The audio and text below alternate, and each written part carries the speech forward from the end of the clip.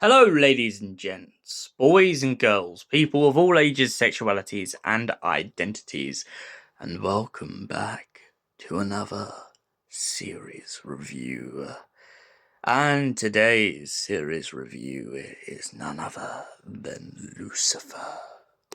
That's right, we're moving on to The Devil in the Detail. So what is the series Lucifer about? Well, it's about Lucifer Morningstar himself. We follow a reckless and self-indulgent man who owns a club in Los Angeles known only as Lux. Now, Lucifer Morningstar appears to be getting on a lot of people's radar recently, especially after him and a woman who was a very good friend of his get into an accident in which she is murdered. Now, during the events of this, it really angers Lucifer to know that she was wrongly killed due to some conspiracy to do with a bunch of things that she'd done in the past. He teams up with a detective known as Detective Decker and finds himself in a situation in which he has to explain to her exactly who he is. Now, when he explains that he's the devil, she just laughs it off and thinks that it's some gimmick.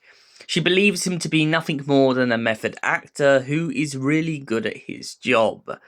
But if she knew the truth, maybe her opinion would soon change. Meanwhile, Lucifer finds himself constantly going to a therapist known as Linda, who helps him through a lot of his trauma and paranoia and everything that's going on. Now, Lucifer occasionally has a one-on-one with Linda. Yeah, you know what I mean. And essentially the two become very, very closely bonded. However, Linda feels like she can't fully trust Lucifer and is very paranoid by what's going on. Now, at first she is full with fear when Lucifer finally reveals his true face to her, the face of the devil. But as Lucifer has been trying to preen on and trying to install in a lot of people, he's not exactly as bad as many people would make him out to be. However, Lucifer's not the only person in his club. There is also a demon known as Mazikeen, who has been disguising herself as a bartender lady to essentially help her move forward in the world without being judged for her scars. Maze constantly begins to try and belittle Lucifer, and he will not have it. He knows that he can throw her out into the street any time he wants, and that's why he has to instill fear into her when he can. Another character in Lucifer's way is none other than Amenadiel, his brother from heaven. And Lucifer finds himself constantly being belittled by his brother and asked to go back to hell. To which he arrogantly points out that he would rather spend an eternity in Los Angeles than ever step back into that domain. However, he is almost left with no choice when we get further into a couple of series, when Lucifer finds that a lot of the dead from hell have inhabited the living on Earth, possessed their bodies, and started to walking around attacking people like zombies. This angers Lucifer not only because there is a rebellion against his name, but also because people seem to think they can test him. Over the course of the series, a lot of Lucifer's family are either killed off or sent back to heaven as punishment. Lucifer explains his situation to Amenadiel and the way that he was cast out from heaven for wanting to know more about what's going on. He also remarks on the cold, sinister years that he spent in hell and how he felt so belittled by this idea that people believed that going to his domain meant that they had been doing this due to his intervention, not the fact that Lucifer himself has no control over their lives. We're also introduced to a character known as Ella Lopez. Now, Ella Lopez is a religious believer, However, she doesn't realize up until Lucifer explains to her one night that she actually met the Angel of Death, someone she likes to call Ray Ray. Lucifer only picks up on this because she used the phrase "smell you later." Dan is Detective Decker's ex-husband, and the two have a very close net between the pair of them due to the way that their life plays out, and their daughter Trixie. Now, Trixie is a very good friend of Lucifer, right back from probably episode 1 or 2. Trixie begins to talk about the fact that she was being bullied in school, and so Lucifer goes up to the bully and scares the wits out of them by showing his true face. Across the series, Lucifer finds himself having to hunt down bits and pieces and relics of his past, such as his angel wings, which he believed to be burnt and buried. However, when he sees the effect that it has on mankind and the divine power that has become corrupted, he becomes so angered that he ends up throwing people around the room. Another core pinnacle point in the Lucifer series is when he becomes mortal. Lucifer finds that most of the time in the series he is immortal and can't be hurt by bullets or projectiles.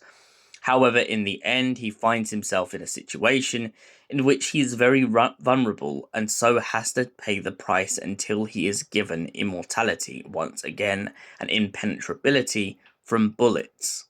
We eventually get to a kind of crossing point getting closer to the end with the Lucifer series when he comes face to face with God. God begins to intervene with Lucifer, claiming that he never corrupted Lucifer's life, and that everything that Lucifer has done up to now has been off of his own back. Lucifer doesn't believe this due to the fact that he has been played so many times since the rebellion. Lucifer also finds himself face to face with his own mother, who takes over a woman's body known as Charlotte. Now, Charlotte was in an accident. She doesn't realize she died in that accident and that her body was taken over. Lucifer has to explain this away, and it gets really, really complicated and messy.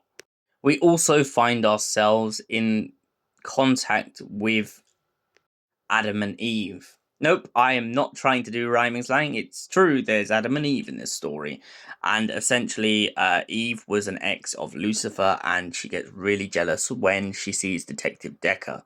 Eventually, Eve decides to go out with Mazakine, and the pair begin to evolve. Sorry, did I say Adam? My apologies. I'm pretty sure it was Cain, the first murderer. Yes, he gets redeemed halfway through the series, and it's explained that he has been living eternity on Earth as his punishment for becoming the first murderer. Him and Lucifer soon find something in common when they realize the way that they have been treated. At the very end of the story, we find Lucifer and Detective Decker face to face with their future daughter, Rory. Rory somehow seems to travel back in time to meet Lucifer and essentially explains away the fact that she hates her father for not being there. What she doesn't realize is that Lucifer was actually trapped in hell for a very long time, whilst Detective Decker was kind of trying to be on the side of the angels. Other thing that she doesn't seem to realize is that Lucifer and Detective Decker constantly got to see each other. Although he was absent from Rory's life, he was still looking over her and trying to do his best.